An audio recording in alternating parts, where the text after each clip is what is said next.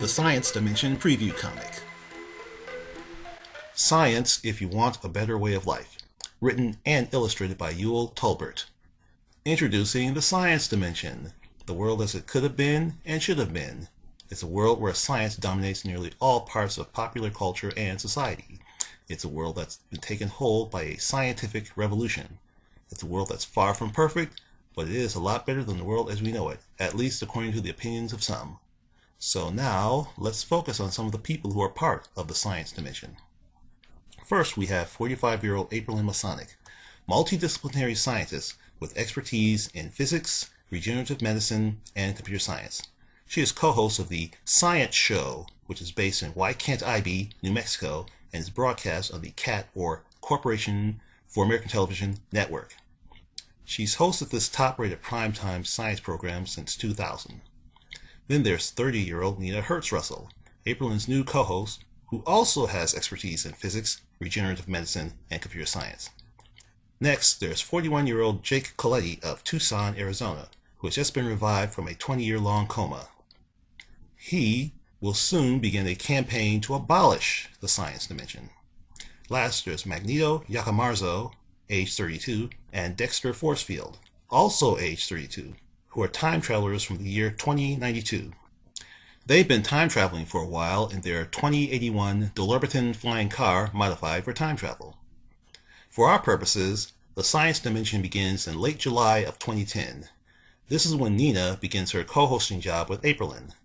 Not long after her science show debut, Nina becomes a media darling, appearing in such major publications as Scientific American, People Magazine, Discover, and Time Travel Magazine, formerly Time Magazine.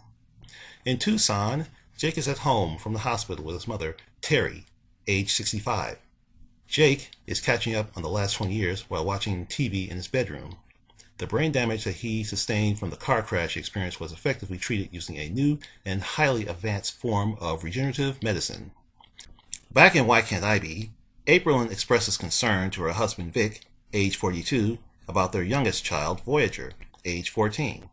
Voyager, ironically enough, has anti-science views which have intensified in recent months. By September, Jake is finally out and about. At a Tucson bar, he runs into his old college buddy, Neil Nakusa. Jake tells Neil how dismayed he is at how the world has changed because of the scientific revolution. In Antarctica, Nina and the Science Show crew report on the progress of a new nuclear fusion-powered prototype carbon capture device there. This modular device not only removes CO2 from the air, but it also stores the CO2 captured so it can be recycled later.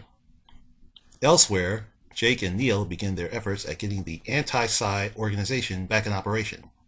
Jake later ends up getting a job teaching elementary school kids about life 20 years in the past. Since he has a fresher memory of those times than most, certain educators thought his insights would be educational. In more recent times, rumors about the animosity between Aprilyn and Nina circulate. These rumors turn out to be true. Apparently, Aprilyn has attained some sort of jealousy toward Nina because Nina is the younger science show host who could take her place, while Nina seems to feel that she can do the science show effectively without the older Aprilyn. October 2010. After another live science show broadcast, and after another altercation with Nina, Aprilyn drives over to a nearby bar to get her mind off her latest conflict with her co-host.